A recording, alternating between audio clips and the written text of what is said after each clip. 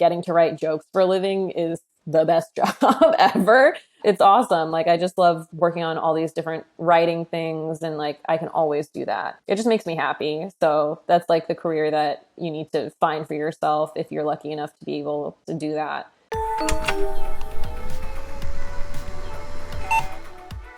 Welcome, everybody. My name is Haresh Singhani. This is Conversations with Haresh. We'll be talking to people of varied backgrounds, covering various topics. I'm very excited to be able to share these with you. The goal is to increase curiosity and empathy amongst all of us to help us grow professionally and personally at all levels. And of course, we also want to make sure that this is fun. So thank you again, and we'll look forward to having you. Hi, Pallavi. Welcome. Hi, thank you for having me. You're down in sunny California. We're in Seattle. Well, thanks again for joining. So I wanted to, give you an opportunity for our audience to get to know you and see what kind of exciting things you're working on and how you're combining professional, personal, etc., to create overall growth, happiness, whatever your goals may be. So if you won't mind, shall we start with a brief introduction of kind of, your start in life and work and how you got to where you may be now? I was born in Texas. I grew up in Utah. My dad is a civil engineer. My brother's a biomedical engineer. I became a biomedical engineer. I went to Caltech for undergrad. I went to Carnegie Mellon for my master's. I worked at Thermo Fisher. And then I got kind of sick of doing wet lab work. And so I applied for and got accepted into a PhD program at USC. And around the same time, when I was in the Bay, like as I was applying, I was dating someone who was doing improv, and I had always like been a comedy nerd and had been listening to like comedy podcasts, and I knew which scenes, like which comedians came out of. And I was dating someone who's doing improv, so I would go to a lot of improv shows, and I got to know the improv community in the Bay Area. And it became like the first time that I thought that you could actually like do comedy, because it wasn't really accessible to me before. It wasn't a career path or even a hobby that I thought I could participate in, despite really enjoying the content of comedy creators. So then I got it in my head that I wanted to do stand-up. And the way that I started doing it was at this festival that my boyfriend at the time was in. I met all of these stand-up comedians. And so I asked them like where they did their first open mic, and I went and I performed the next day. And then I got to come back and talk to like really famous comedians that I knew and admired at another party that they were having. Then when I moved to LA, I was like, okay, I'm out of this relationship. I'm starting my PhD. It's a fresh start. I have time to explore my own interests. So I'm going to go hard into comedy. And then I did. And then it kind of took over. And then after struggling for about a year and a half of trying to decide what I wanted to do with this new passion, I quit my PhD and I kind of dove into stand-up. I ended up like tutoring for money a little bit. And then I got my writing job with Love It or Leave It, which is a podcast with Crooked Media. It's a comedy and politics podcast. Since then, I have been doing other projects to support. Well, for 2 years, I was just doing Love It or Leave It. Now I'm kind of like dipping my toes back in as a project admin on a medical device, an open source medical device project, but I'm still writing for Love It or Leave It. I'm doing more stand-up than ever. Yeah, I kind of have one foot in STEM, and I do volunteer tutoring. I do like a bunch of other things that are STEM related, but I'm like fully into the entertainment world, like auditioning, writing. Well, right now there's a writer's strike, but ideally writing, doing stand-up and everything. So yeah, that's kind of where I'm at right now. I'm just kind of straddling both worlds a little bit, but I definitely like know what I want to do and the goals that I have a lot better now after being in the entertainment world. I think prior to it, I was very unfamiliar with like how it worked, and now I feel like I'm a part of that community. So yeah. If you started on the second journey that you've added to your first professional journey, right? So now you're straddling two fields. It hasn't been that long. It's only been about 6.5 years. I guess it'll be 7 this year in a few months. Yeah, it hasn't been that long. And like the first 3 of it was my PhD. And then the last few have been like through a pandemic. So there were, during the lockdown and for a while after, I wasn't performing. And last year I wasn't even performing that much either due to personal issues. So like this is the first year that I'm like really back after the pandemic. It's been kind of difficult to navigate during this time in my life. But I think part of the reason that I have been as successful as I have been is because I really did feel a passion for it and like dove right in. I think the feedback that I have gotten is that at least I'm not in the wrong field, like I've gotten made enough strides. I think one of the things that really made me feel a lot better was, getting the writing job on Love It or Leave It. That happened only 9 months after I quit my PhD, which is not that long to get a job in usually the same field that you're in, after transitioning. So having it be in a different field it was a really great position, and it's something that I'm grateful for. And then also like getting feedback, submitting for like late night shows and stuff, and the progress that I made there, that was really encouraging for me at a time where I had just made this big decision. And so at the time I was unrepped, like I didn't have an agent, and I was just submitting kind of guerrilla style to all of these shows, and I was not getting staffed on the show, but like making it to the semifinals or making it to the finals or interviewing with the showrunners and the creators and the host of the show. So it gave me a feeling like I was in the right arena, even if I had just taken this big risk. I mean, that's actually a very important point, because that's really the only thing you have when you start in a new domain or when you make a left turn is how you feel, really. Because the data is still not going to support what you did, because you're going off the pattern, right? Yeah, you need time to build. And looking back, I was like, wow, I really had nothing and just kind of moved into this field.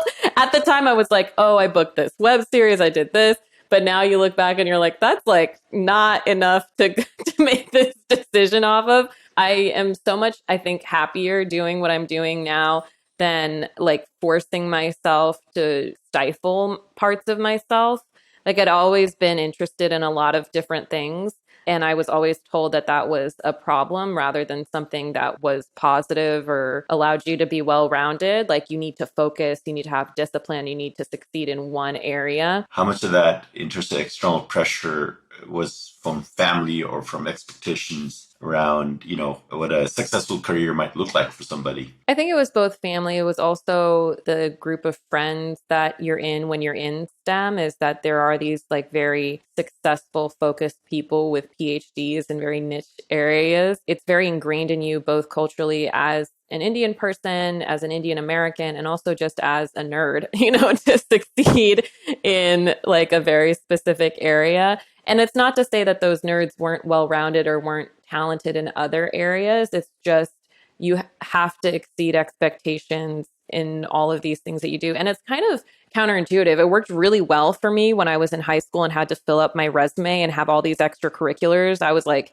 having a ball just doing a million different things. And then you get to a certain point in your life and they're like, yeah, you're no longer allowed to have hobbies. You need to like sleep in lab and like focus on those things. And you're like, but this wasn't what I thought I was getting into. And I don't know. I think that's something that during the pandemic, I like embraced that aspect of myself and just kind of went fully into the things that I wanted to do. And I'm like so much happier. And I also think that there is a certain type of knowledge and expertise that comes from straddling a lot of different fields that people who dive into one specifically may not get. Of course. Neither of them are better or worse than the other. It's just like a different type of knowledge and integration of knowledge. Makes sense. And it's also the cross-stealing or cross-pollination of methods and madness and ideas, right? I happened to, when I was an undergrad, do a dual degree. One was in physics and one was in electrical engineering, which to people outside of STEM, that's a minor distinction. But if you're in STEM or you're in the discipline, they're very different. It was kind of funny because there were some techniques that the engineers had that made attacking certain problems very, very efficient, because the engineering side of it, they weren't interested in learning all the whys. They're like, does it work? Does it work? Does it make money, make humanity better? Right? As opposed to understanding the core issues or what was going on at the physical law level. Whereas the physicists or the scientists were like, it's more about understanding, not applying it, right? And so they would spend a lot more time doing things that the engineers would do very quickly. And sometimes it was the other way. And I completely agree. Or the other way also, which is that this is no substitute for somebody who chooses one domain and goes really, really deep. They're going to contribute to their field and themselves in a different way. I just think it's very like the American dream and very like individualistic in a negative way to prioritize that type of segregation, both in terms of your career and in terms of your thinking. I'm not saying like the knowledge itself is bad or like wanting to do that is bad, but I think the fact that we prioritize it and kind of put it on this pedestal to be within a certain population, a certain demographic, a certain career, and just be focused on that and yourself. That's a very like individualistic thing. And I think we're reaping the results of that right now with how things are in the US and like how capitalistic things are. And one thing that you were talking about before we started recording was what I've learned and what surprised me. And there's a quote that I always come back to: artists are the most dangerous group of people because they interact with every class of people. And I think after starting comedy, like that really surprised me because I was out of my nerd bubble. I was out of the socioeconomic class that I had been limited to for all of my life. And that really changes your perspective. And so I think the type of knowledge you get from extending beyond your area of expertise is not just in terms of technical knowledge or in terms of like how to succeed career wise, but it's also a better understanding of people and the systems that we live in. And I think that's what it means when it's dangerous, right? Is that people don't want you to go beyond the groups that you're in and to get to know other people, because you'll start to realize that the enemy is not other groups of people, it's how the system is run. So I think that's like the thing that surprised me the most is like now I have friends who are like unhoused, and I have friends who came from like very different backgrounds and kind of gave me more empathy and exposed me to a lot of different things that I know my friends who kind of took that one path are not exposed to based on how I talk to them and the perspective that they have. Yeah, I was at a family gathering of one of the youngsters. There's a huge extended family I happen to have in Seattle from my mother's side. It's literally hundreds of people. You're familiar with the immigrant ant trail of ants, right? So one goes somewhere and then everybody follows. And so in our case, Trailblazers happen to be one of my mother's siblings and his wife and their family, and they made it to Seattle in the 70s. And then ever since, more and more ants have been showing up, human ants. And so I was just looking around that group of people, and I'm kind of guilty or privileged of being in this STEM middle management or entrepreneur socioeconomic class or community. We were sitting there, one of the uncles and I, we were chatting, and we were talking about something like this, which is how few opportunities there are in developing empathy with people who are not like you in the current way our system is set up. So it happened that because there were a whole bunch of all the family members of virtually immigrants in that gathering, many of them had different skill sets and different backgrounds back home. Some of them were uneducated, they were illiterate. Some of them were educated, business owners. Some of them were professionals. And then they moved here at some point in their lives. And then they some of them are still having labor jobs, right? And some of them are having, they're professionals. People like me who've been here for decades were, established professionals, if you want to call it that. And then, but we all the family was the reason we were in that room together or at that house. But if it wasn't for that, I was like reflecting, how many plumber friends do I have? How many dishwasher friends do I have? Or do I even know? Other than like running into them in a when I go get a coffee or something, and then it's very sterile interaction, right? But that's the thing, is that you can make those sterile interactions warm. Like that's the thing that I've learned about is... But I have to be intentional about it. Yes, you have to be intentional. You have to be willing to go out of your groups and your systems. Like that's something...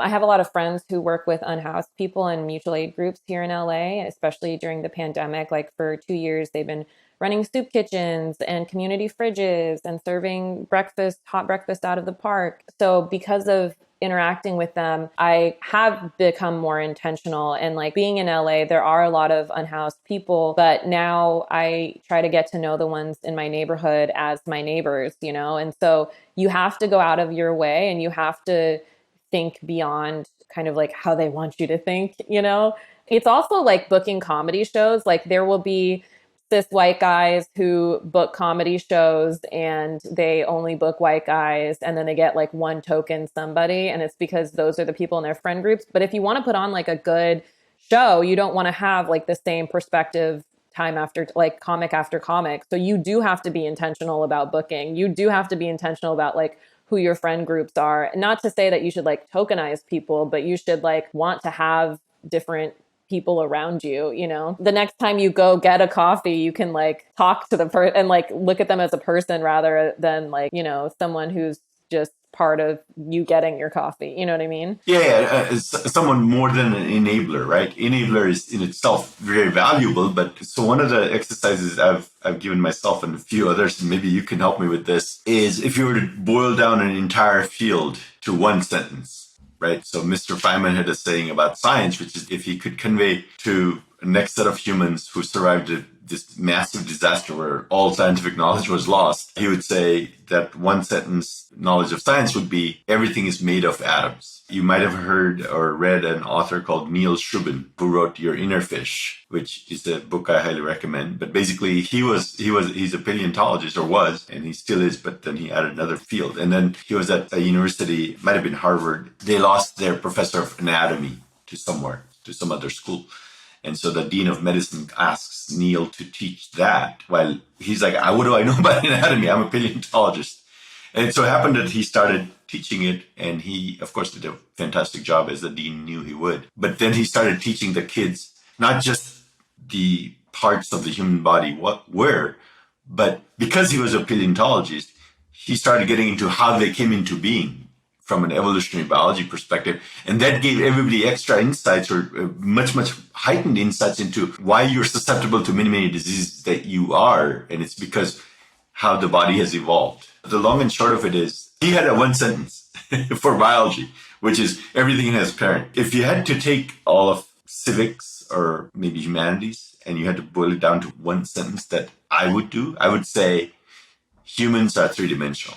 Everybody is three-dimensional, not just you. So that means if you're a dishwasher, dancer, you're a comedian, or you're a technologist, rocket scientist, whatever you are, surgeon, everybody else is nuanced just as much as you. They're just as much valuable, right? And their perspective should be valuable as well as their life and their being overall. But the tricky part is oftentimes, right, is that we don't have a lot of time. And then we're living in these massive urban environments where you can't really take the time to acknowledge other humans that you run into in the course of a day, especially in a place like LA or Seattle or maybe Manhattan, those kinds of places, right? So you're constantly making these practical trade-offs. We can do better by being intentional about it still. Just to, I guess, get a little bit more details about what you're currently, I know earlier you mentioned a couple of things you're focused on right now. They're both on the side of your original STEM projects or career, but as well as your work in show business and comedy. Are there projects that are taking up a lot of time and you're focused on? And are there any goals you're working towards, or milestones, big milestones coming up, either a new routine or some kind of new product, solution, research coming out on the STEM side, whatever? Yeah. So I am constantly doing stand-up. So I'm always like doing shows. I produce shows as well. There's a show at the Comedy Store that is coming up, but I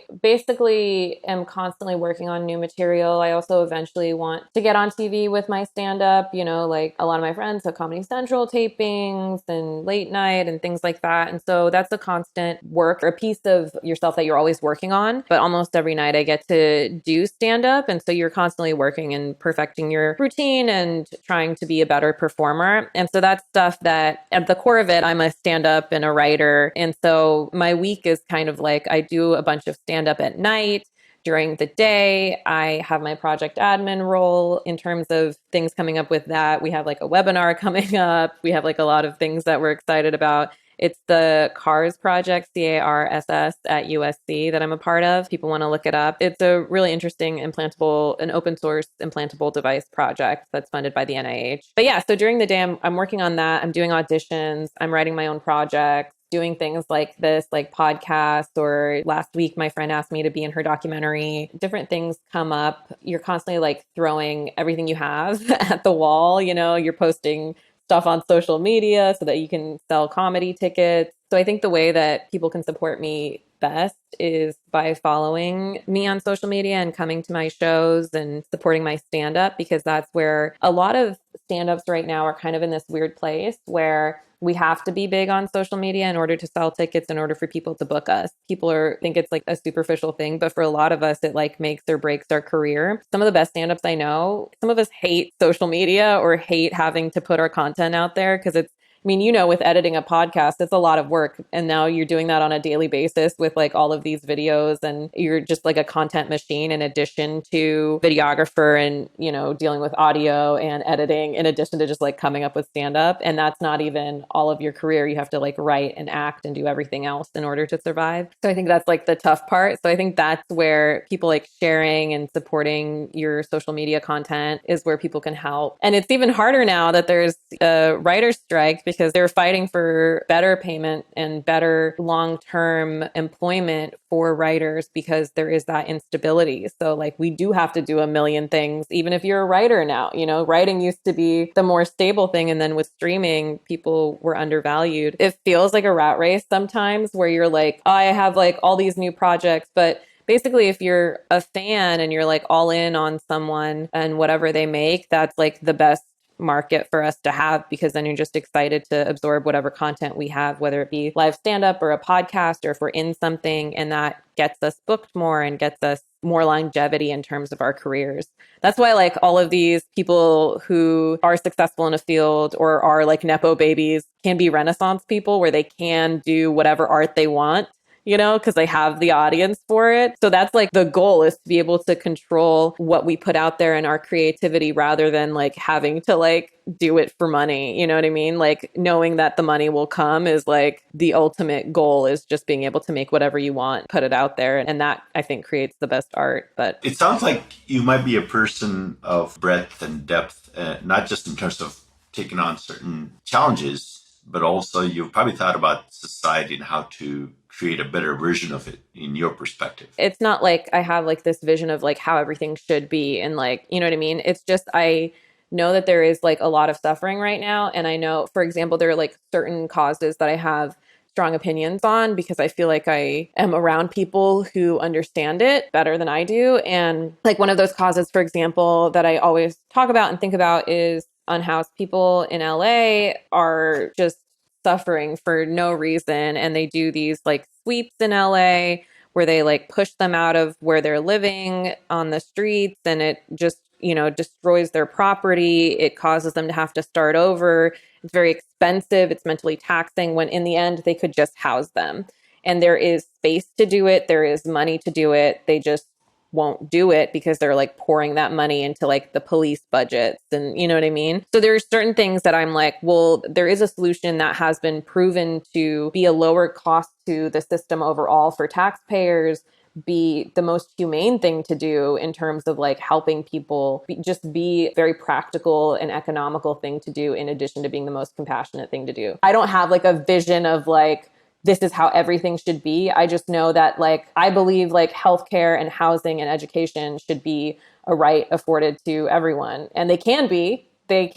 It's just, we have the money to do it, but it's just not happening. What was going through my mind as I started asking this question was, you mentioned that, and maybe it's generational, right? So the older generation or users of tech and everything in the world may think of social media as not as critical or as potentially important for success of entertainers or just producers of all kinds, right? Whether it's fiction, nonfiction, etc. But it is critical for all those producers to actually leverage social media successfully and have the other side, which are the consumers, respond and engage on social media so that those producers can continue to get, bookings or get some royalties from the content, whether it's ebooks or etc. But there's this push-pull, right? Which is how much of the content or how much of what producers produce should be for, so that they know they'll get engagement from the users versus what they really want to say. Yeah. And so if somebody's having a vision about how to solve either all the problems, right, which you're saying you don't, right, which most people don't, even if ones who may feel they do, they don't. But at least if there are a couple, three things, right, whether it's housing or a few things that you might feel strongly about, right? So how do we really convince people, or how do you propagate the message of whatever our vision may be without having to kind of contort it so that we're like, oh, okay, now I have to propagate it in a way that I know is going to get engagement. And this comes up in many ways, right? They're like outrage creates engagement. So the social media platforms themselves put content out there that outrages people more, and they know that's what gets them to use the platform more, etc. But I think I'm probably belaboring it the question a little bit, but you get the idea. So how do you stay true to your vision while increasing engagement, adoption, and, audience? I think everybody has a different way of doing that. And you can kind of tell when people aren't. And I think like comedians have kind of like backstage conversations about it, you know? For example, for me during the pandemic, Twitter was a very like organic way for me to gain an audience because I just had to write jokes. And I love doing that. And I love engaging with current events. And I love talking about politics. And I love, just like a lot of the things that get a lot of engagement on Twitter. And, for stand up, I do have to make videos and it's very irritating to have to like edit videos every day. But it's also, I'm trying to find a way to make it more sustainable and for me to learn from it. So, like, watching me in those videos is painful, but also being able to get feedback about my performance by watching it back is helpful to me as a stand-up. So I'm trying to like to have a different attitude about it so that I get something out of it rather than just having to like be a content machine. So I'm trying to do it in a way where I don't compromise. Like, for example, like people say that a lot of crowd work gets views right now. I naturally do a good amount of crowd work, but I also have jokes. But like the ones that I'm putting out are just my crowd work bits because I eventually want to release an album. And so I'm like saving a bunch of my jokes for that, my written jokes. I've always been a type of person to kind of like be in the moment on stage, or at least once I like found my voice a little bit more. I'm not trying to overdo the crowd work or, not write. I'm trying to like stay true to being a comedian and writing jokes and having an actual set. And then I just put the parts of my crowd work out on social media because that's the part that I'm not afraid to burn, like that I'm not afraid for people to see. The strategy of like how much of yourself you're putting out there, because that's like another thing. Right now, I don't put my family out there. Like I used to put pictures of my parents and stuff on my Instagram. And then like I didn't want to keep doing that as my audience grew. And so I don't anymore so that I can have that for my private life. The people that I know in real life who aren't comedians or trying to be famous, like I won't put them on my social media. And that's something that's like kind of a line that grew a little bit thicker after I got a bigger audience. And I was like, okay, like I want to not expose them to the stuff that I'm exposed to because it's not part of their career or like what they're going for. So that's like another example of how I'm like, okay, this makes me feel a little bit more comfortable. The way you do it, it's the content. But the ideal thing is like you put the content out there that you like and you find your audience and like people like you and what you come up with. If it's interesting to you, it should probably be interesting to somebody else. It's a matter of connecting with that audience. And I've definitely seen like people I thought were like in it for the stand-up comedy get famous for not stand-up comedy and just like settle into that arena and not do comedy anymore. And I'm like, oh, they just wanted to be famous. Like that's what they wanted. They're doing it and that's fine. But they're like not a stand-up. You know what I mean? And I'm a stand-up. I love being on stage. I love performing comedy, So I have to always keep that in mind and remember that I'm not doing it to just get famous. I'm doing it to do stand-up. You might have known that early on, but oftentimes people don't know exactly where the journey's going to go, right? So we can't be too judgmental about where they end up. Yeah, it's fine if they just want to do what they're doing. Like they're doing it and that's amazing. But like for me, I know that if I'm not true to that, like this is what I quit my PhD for. You know what I mean? For that moment on stage, I had to know by the time I jumped in that that's what I was going for. Maybe on some lighter note, what's a really good joke you've heard in the last few days? I hate doing that on podcasts and stuff because it never is like true to the comic who tells the joke. I have a friend named Curtis Cook who's super, super funny. I always give him shit because like he just like comes up with these elaborate, very like detailed stories. Like more than half the time they're like not true. I don't want to blow up his spot, but it's like so funny. But he came up with with a joke in which he has a 6-year-old child. He did it for the first time in front of me. He was like, yeah, I have this joke. And he was like, I think I'm going to try it. And then he fucking killed, like on stage. He did it for the first time at a festival show. I was just in Portland at Rip City Comedy Fest. And it was so funny. And it was about teaching his child like how to protect themselves, like racial bullying at school. And it's just like a story he wrote. I'll send it to you afterwards. I don't want to like, first of all, I can't because I can't tell the story, tell it all, but That's part of the voice of the comics. Yeah. Also, he like uses the N-word in there, so I wouldn't be able to to do that anyway. But yeah, it's just like they're like comics who come up with like all of like the styles of comedians are so different. And I know clowns, I know people who just like do one-liner punchlines or set up punchline. And I know people who tell like stories, and I'm always like so jealous of other people's styles because I always think they're so brilliant. But like your voice is your voice. Curtis's voice is just like very distinctive, and like he's so funny. Okay, I'll look forward to that. So when you're writing or brainstorming jokes in your head, do you find yourself, let's assume everybody that's listening to this podcast wants to be a comedy writer, okay? Do you have one or two suggestions on how to get started? Being a comedy writer is different than being a stand-up comedian. If you want to be a stand-up comedian, you go to open mics and you just keep going, keep trying different stuff, write jokes and stuff, but just get up as much as you can. And then for comedy writers, there's like a lot of different ways in. It's a similar thing though. You have to like start writing. So like whether it's through applying for positions, through writing packets, or if it's through writing your own pilots and spec scripts and features, like you have to start doing something somewhere, you know? Makes sense. Makes sense. I was also thinking for, say, some people who are just want to do it as a personal task to entertain themselves, entertain their families. And so, for example, I have a little bit of a ulterior motive here. One time on road trips, last winter, I was taking one of my nephews skiing. And so he's this full of energy, pretty smart kid. We had about 2 hours to kill. So we started telling each other jokes. And initially it was like the ones that we had heard from elsewhere. But then because we're not like you or other professionals who've hours and hours and hours or tens of hours of content right in their head, or at least we ran out. I don't know exactly how many minutes into the drive, but we don't have that much content.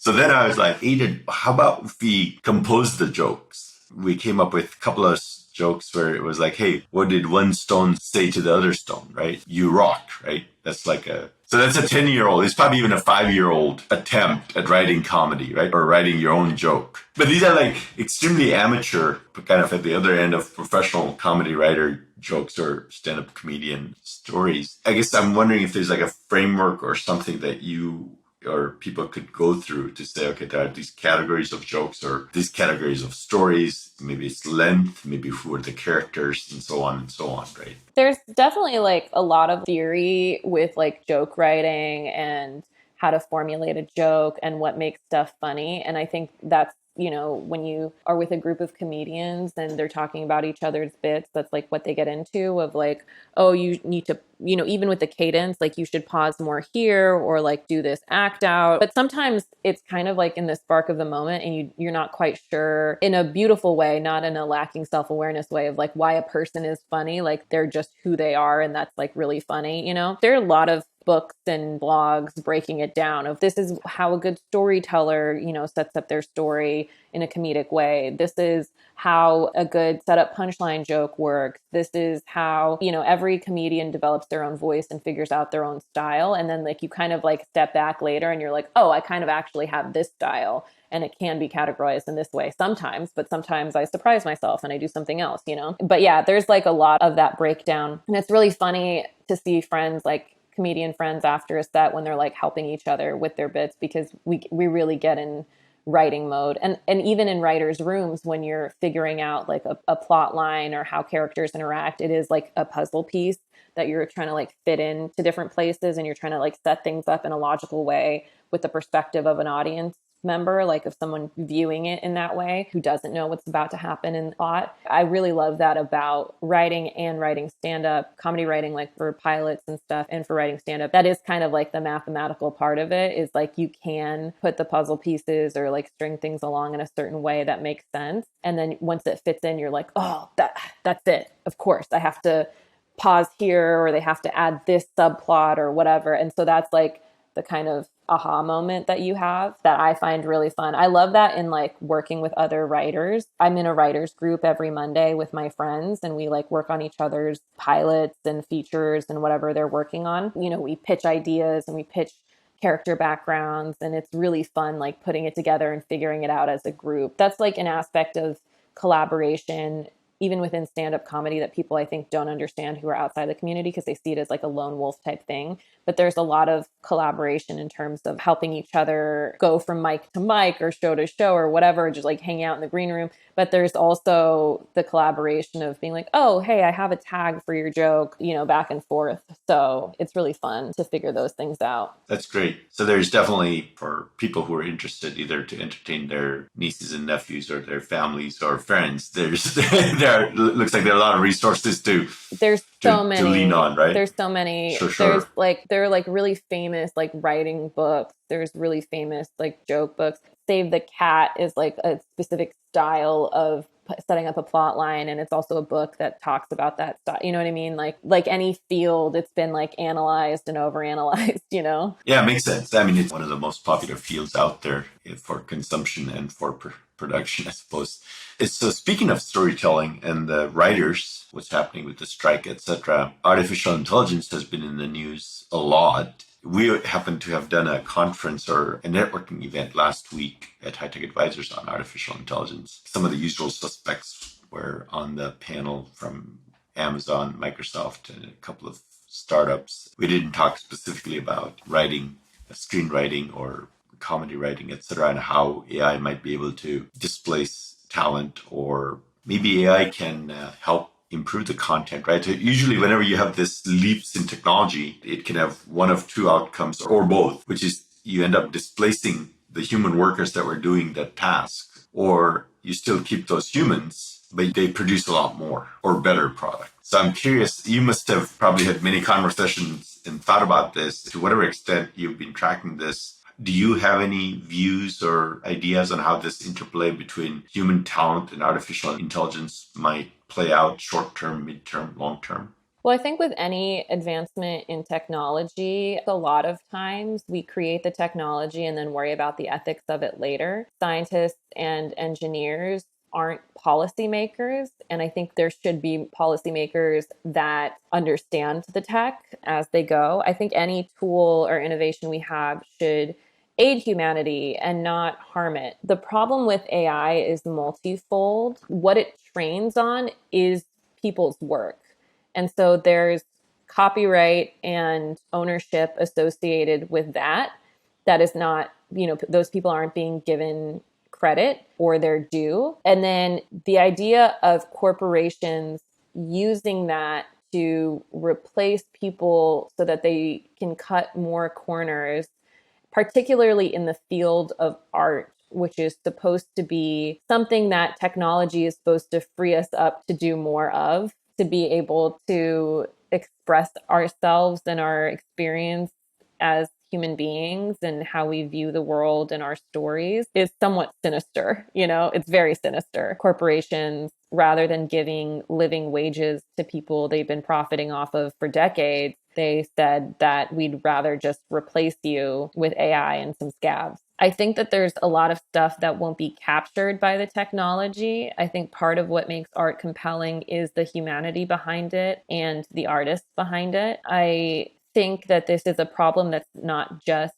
in the artistic fields. Like, I was talking to professors who are confused about how to have their students write essays and, take tests with these things available, and they're trying to run like counter technology to detect when people are cheating with AI. That technology is punishing people who aren't actually cheating with AI. You know what I mean? So it's like, it's gotten really messy in a lot of different fields. Also heard about professors and scientists who aren't, notoriously known for not being great with English and writing and communicating, using it to write grants and communicate better, and have heard that it's a more positive experience in that way because it helps them like draft things and helps them figure out how to communicate better, which is an important part of being a scientist and an engineer. And if you don't have people on your side and you don't have people who are in positions of power and policymakers like allowing you to use that technology, then it sits on a shelf. So that seems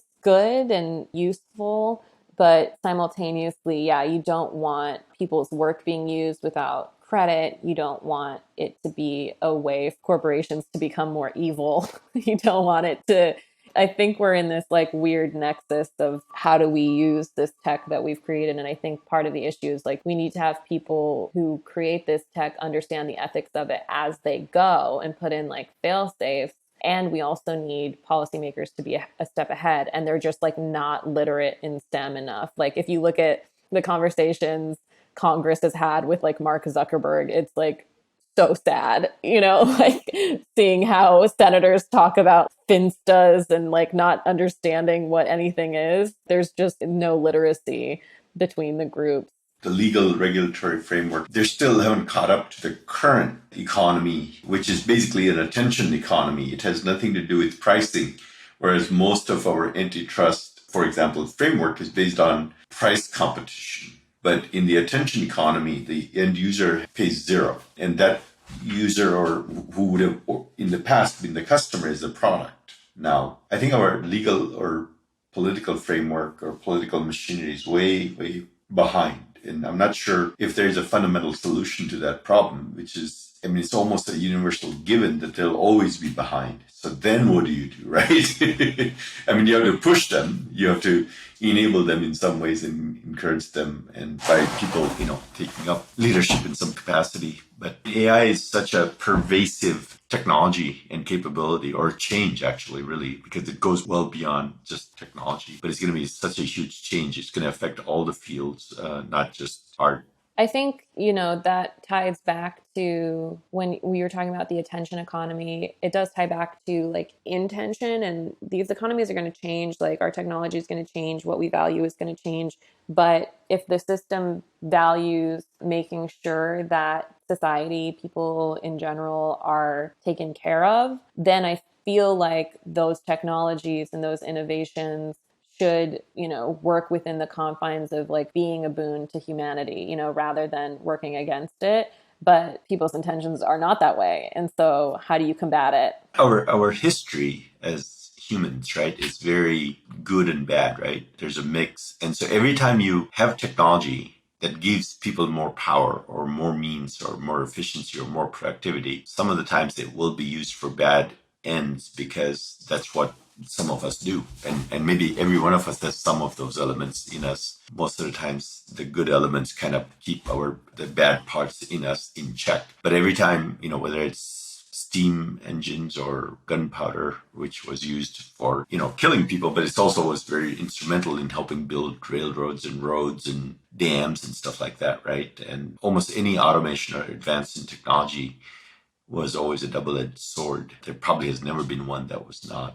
So this one very much will be like that. You have to innovate with the worst case scenario in mind, and you have to regulate in that same way, because you can't assume that that's like such a failure of systems, is like assuming that the person in power is going to regulate themselves. Like that's what we found with all those like Trump loopholes, right? Like he was in power and then he did all these terrible things, and then we found out he could because nobody put any rules in place to say that he couldn't. That's what you have to account for, is like the worst case scenario. And people just don't. They're always like, we'll think about it later. And it never works out. Especially, as you mentioned earlier, the way the system is set up, it creates this specialization, and there's this it's not my problem kind of thing that happens. So if I'm an entrepreneur and I come up with a new way to make a successful business, I go do it, but I don't necessarily have to think about the larger effects it has on society, right? And the most marginalized groups of society, right? So it's not going to affect rich people. It's like the ramifications are like, well, they'll defend themselves. Yeah, they can defend themselves, right? Or they just don't have to worry about it, because it like rules don't apply to them. Like if you have money, rules don't, like you play by a different set of law. That's why like bail is even a thing. It's like poor people are stuck in jail because they don't have money. But if you're rich, you don't have to be, This is a cash system. It's a cash-based system. So there aren't ramifications for people in those echelons of society. You've kind of chosen two not only very different fields to straddle. Mm-hmm. They're very demanding, right? Yeah. You can't show up in a highly talented tech or STEM team meeting 8 a.m. in the morning and not have your brain fully functioning. But if you had a comedy night the night before, you might not have caught enough sleep. Yeah. How do you balance the workloads? Well, but also in general, how do you balance life with such demanding fields that you're engaged in, as well as whatever else you might be doing personally. In that specifically, I already have terrible sleep because I have sleep apnea. And so I kind of just gave up on feeling well rested.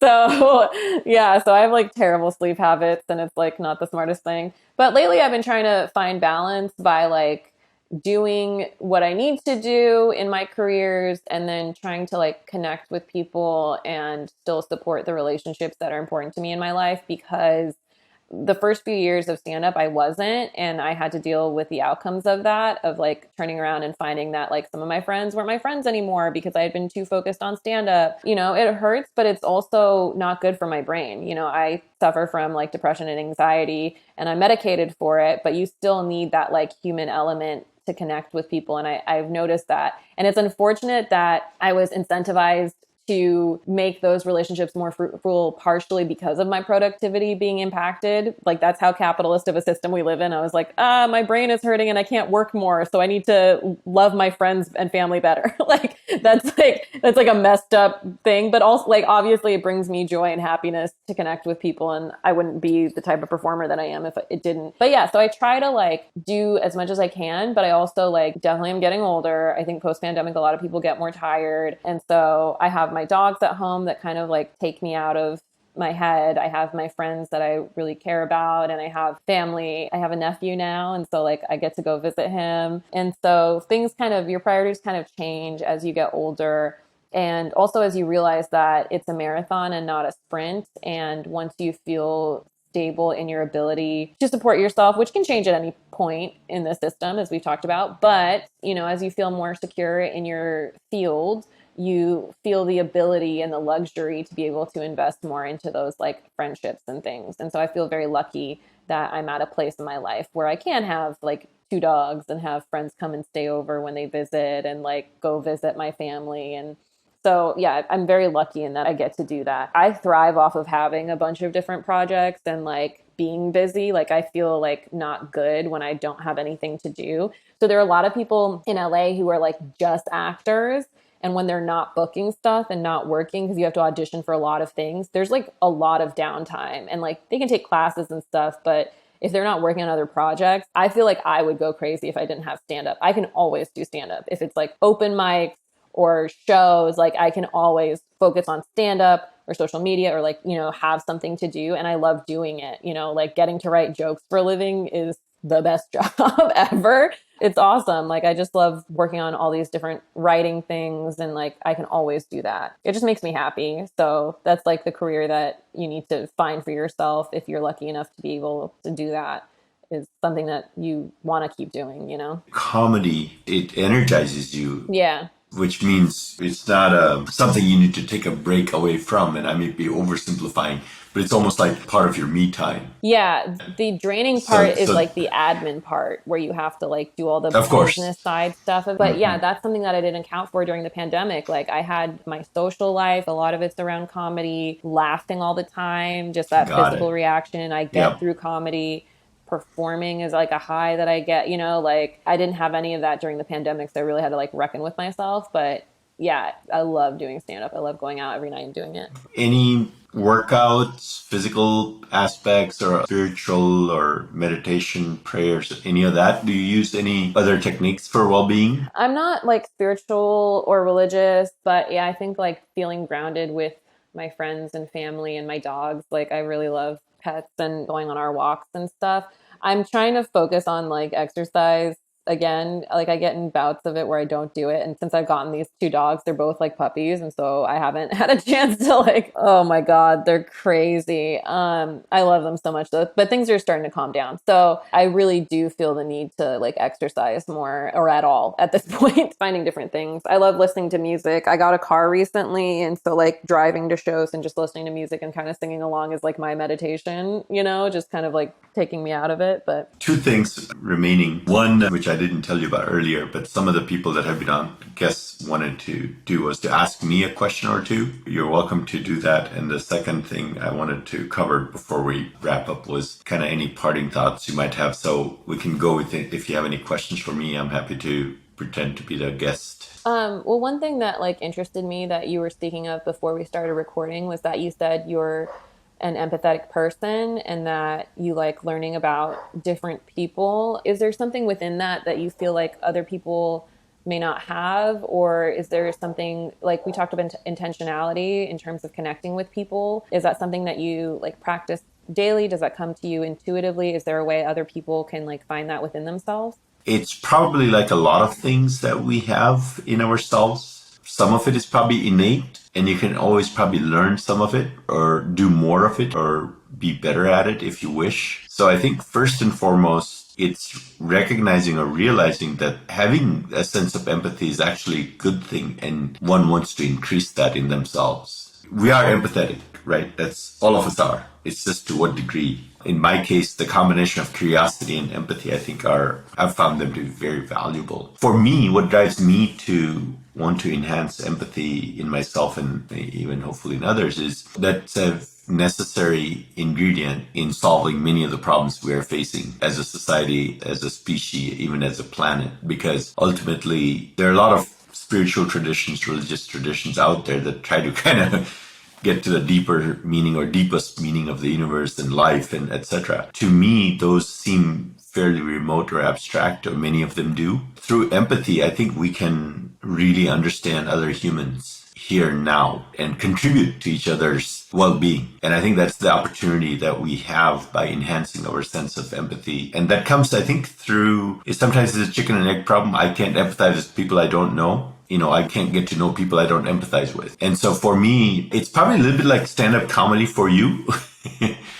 To me, it's actually energizing to get to know people and to put myself in their shoes, or to imagine being in their shoes. What are the aches and pains and joys will I feel if I take a walk in their shoes? That element is really critical. I think for a lot of us, probably for personal fulfillment, and I think for solving many of the problems that we face as society or as multiples of societies. And this is where sometimes it's hard for me to necessarily meet with the peasants of parts of India or Africa or whatever, the displaced people in Syria. But if I can keep in mind that everybody's as three-dimensional as I am, maybe I can not minimize their issues, right? And actually appreciate that for them, their issues are just as big and crucial and critical and multifaceted and complex as any of my issues or all the issues that I face. I get joy out of driving more understanding between people. I also personally find it fun, perhaps like you find stand-up comedy fun. When I learned that, okay, this is how Pallavi thinks or about this problem or this particular thing, to me, that's actually a fun exercise as well. So it's not this calculated thing around like, okay, what is altruistic only? I think it happens to be a good overlap. Curiosity is actually an interesting element because I think curiosity drives a lot of things. Curiosity can be valuable, even if it's outside or not necessarily overlapping with empathy, but they kind of go together because if I'm not curious about other people and other things, it'll probably limit my ability to have empathy. I won't learn enough about other people and other things that they care about. Well, thank you. Thank you, Pallavi. So, parting thoughts on any of the things we mentioned? Just do things that you love that don't harm people. That's all I got for you. Yeah, that's a very good way to close out. I appreciate your time. Thank you so much. I appreciate it.